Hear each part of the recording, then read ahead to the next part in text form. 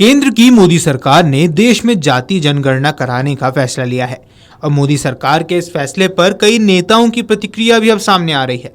इसी बीच अब बहुजन समाज पार्टी प्रमुख और पूर्व सीएम मायावती की भी प्रतिक्रिया सामने आई है। मायावती ने मोदी सरकार के इस फैसले का स्वागत किया है। साथ ही मायावती बीजेपी और कांग्रेस पर जमकर बरसी हैं। बसपा सुप्रीमो मायावती ने कहा कि ओबीसी व दलित वर्ग को अपने कल्याण के लिए भाजपा और कांग्रेस पर भरोसा नहीं करना चाहिए, ये घातक हो सकता है। उन्होंने कहा कि बसपा ही इन वर्गों की सच्ची हितैषी है और मायावती ने आरोप लगाया कि वोट के लिए जाति की राजनीति की जा रही है। दोनों दल खुद को ओबीसी हितैषी दिखाने की कोशिश में जुटे हुए हैं। बसपा सुप्रीमो मायावती ने कहा कि ओबीसी समाज का हित बसपा में ही सुरक्षित है और बसपा ही ओबीसी समाज की सच्ची हितैषी है। बहुजनों को अपने हित व कल्याण के लिए भाजपा व कांग्रेस पर भरोसा नहीं करना चाहिए। आपको बता दें कि मायावती ने शुक्रवार को सिलसिलेवार ट्वीट करते हुए लिखा कि काफी लंबे समय तक ना करने के बाद अब केंद्र की ओर से राष्ट्रीय जनगणना के साथ जातीय जनगणना भी कराने का निर्णय लिया गया है, जिसका बीजेपी और कांग्रेस की ओर से श्रेय लेकर खुद को ओबीसी हितैषी सिद्ध करने की होड़ लगी हुई है। जबकि इनके बहुजन विरोधी चरित्र के कारण ये समाज अभी भी पिछड़ा है, शोषित है, वंचित है। वैसे भी कांग्रेस एवं भाजपा आदि की अगर नीयत व नीति बहुजन समाज के प्रति पाक साफ होती तो ओबीसी समाज देश के विकास में उचित भागीदार बन गया होता, जिससे इनका मसीहा परम पूज्य बाबा साहेब डॉक्टर भीमराव अम्बेडकर का आत्मसम्मान व स्वाभिमान का मिशन सफल होता हुआ जरूर दिखता। लेकिन बाबा साहेब एवं बसपा के अनवरत संघर्ष के कारण ओबीसी समाज आज काफी हद तक जागरूक है। तो दलितों की तरह ओबीसी वोटों के लिए ललायत इन पार्टियों का इनके हितैषी दिखाने का स्वार्थ व मजबूरी है। अर्थात स्पष्ट है कि ओबीसी का हित बसपा में ही निहित है।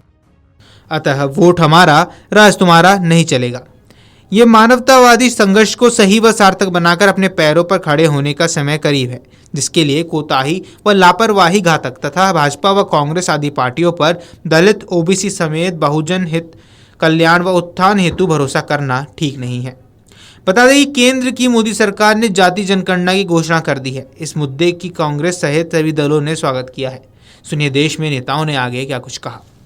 कास्ट सेंसस को लेकर के आज वही बात सच हुई जो लालू जी और तेजस्वी जी और लालू जी के साथ साथ उस दौर में 2000 ईस्वी से मैं कह रहा हूँ शरद जी, तमाम लोग कह रहे थे, आज उसकी परिणति हुई। बहुजन सरोकारों की जीत हुई है। हमारा बार बार मानना था कि ये सरकार धैर्य की परीक्षा ले रही है बहुजन समाज की। Anyway, Rahul Gandhi ji, myself and all our party people started demanding three things. One is caste-based census.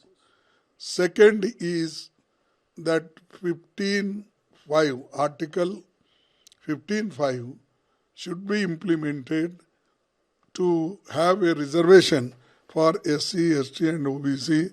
इस तरह की किसी भी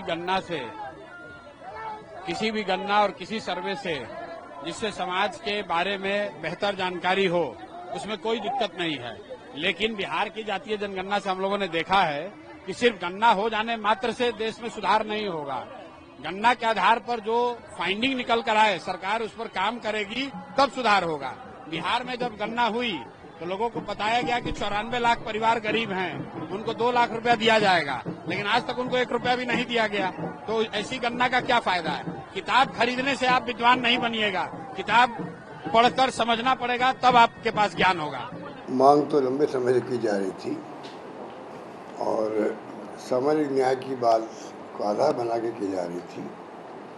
उन्होंने पार्लियामेंट के अंदर भी बाहर भी के एग्जाम्पल भी दिए हैं कि किस प्रकार से SC, ST, OBC के लोग जो है कुछ पदों पे नहीं है, किसी भी में भी, ब्यूरोक्रेसी में भी या जुडिशरी में भी, किसी में नहीं है, कहीं पे भी नहीं, मीडिया में भी नहीं है। ये बात बार बार बोल रहे थे और जातिगत जनगणना की मांग कर रहे थे। उनका दृढ़ विश्वास था कि ये होके रहेगी, मोदी जी नहीं करेंगे, हम करेंगे। ये जो बार बार बोल रहे थे उसमें एक आत्मविश्वास झलक रहा था। अगर आप ये वीडियो YouTube पर देख रहे हैं तो हमारे चैनल को सब्सक्राइब कर बेल आइकन दबाएं और Facebook पर देख रहे हैं तो हमारे पेज को लाइक करें। 8 मिलियन प्लस सब्सक्राइबर, आपके इस भरोसे के लिए बहुत धन्यवाद।